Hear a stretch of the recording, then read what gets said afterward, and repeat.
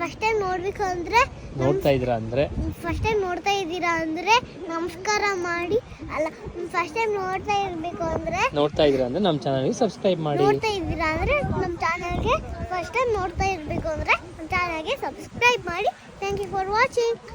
ಬಾಯ್.